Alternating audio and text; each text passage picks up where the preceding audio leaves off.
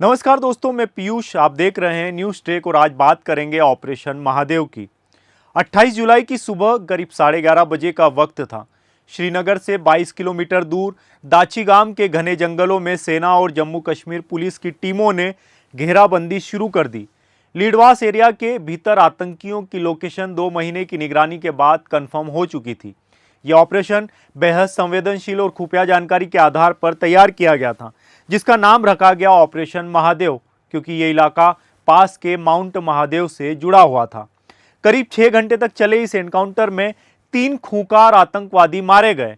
इनका नाम था सुलेमान उर्फ आसिफ, जिब्रान और हमजा उर्फ फैजन अफगानी। ये तीनों पाकिस्तान से थे और लश्कर-ए-तैयबा से जुड़े हुए थे। इन पर 22 अप्रैल 2025 को पहलगाम में हुए आतंकी हमले का आरोप था, जिसमें 25 टूरिस्ट और एक लोकल गाइड की हत्या कर दी गई। एनकाउंटर के तुरंत बाद मीडिया में अफवाह उड़ी कि मारा गया आतंकी शायद पाकिस्तानी कमांडो हाशिम मूसा है, लेकिन बाद में पता चला वो हाशिम नहीं बल्कि लश्कर का टॉप कमांडर सुलेमान था। 29 जुलाई को गृह मंत्री अमित शाह ने लोकसभा में इस ऑपरेशन और आतंकवादियों की पहचान की पुष्टि कर दी। इस ऑपरेशन की शुरुआत एक कम्युनिकेशन सिग्नल से हुई, जो अल्ट्रासाउंड सैटेलाइट डिवाइस से आया था। यह डिवाइस अप्रैल के पहलगाम हमले में भी इस्तेमाल हुई थी। जैसे ही सिग्नल की फ्रीक्वेंसी दोबारा से पकड़ी गई और इन्फॉर्मेशन सेना और पुलिस के पास आई, पूरी टीम एक्टिव हो गई।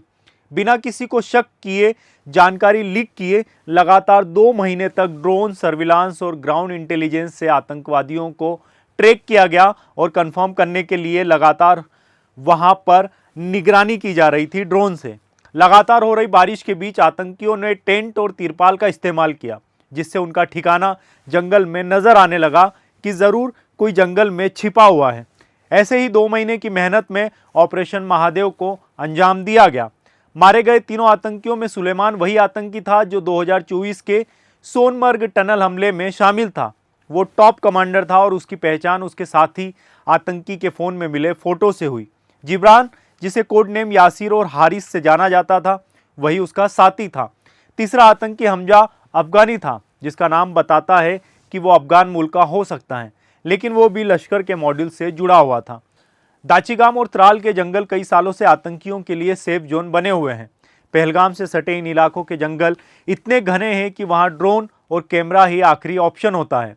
इस बार भी ड्रोन सर्विलांस की मदद से आतंकियों की सही लोकेशन पकड़ी गई। एनकाउंटर साइट से बरामद तवा, प्लेट, चम्मच, खाने की चीजें, जली हुई लकड़ियां इस बात की पुष्टि करती है कि आतंकी इस जंगल में लंबे समय से छुप कर रह रहे थे। एक आतंकी के बैग पर बारामूला के कुंजेर के एक स्टोर की डिटेल भी मिली, जिसने वहां से कुछ न कुछ खरीदा होगा, जो वहां से करीब 40 किलोमीटर दूर है। इस हमले में मारे गए कश्मीरी गाइड आदिल हुसैन शाह के पिता सैयद हैदर शाह ने कहा, अब मुझे सुकून मिला है। मेरे बेटे की कुर्बानी का बदला सेना ने ले लिया। आदिल वो शख्स था जिसने टूरिस्ट महिला को अकेला छोड़ने से मना कर दिया उस वक्त जब आतंकी हमला हुआ था। वो सीधे आतंकियों से भिड़ गया, उसे 3 गोलियां लगी और उसकी मौत हो गई। पहलगाम का हमला आतंकी रणनीति का एक घातक उदाहरण था। बाइसरान घाटी की खूबसूरती के बीच पीक सीजन में हमला करके आतंकियों ने न सिर्फ निर्दोषों को मारा, बल्कि भारत की टूरिज्म इंडस्ट्री की छवि पर भी हमला किया है। तीनों आतंकी जंगल के रास्ते 20 किलोमीटर चलकर त्राल से बाइसरान पहुंचे थे। वहां उन्होंने 13 मिनट में 26 लोगों की हत्या की।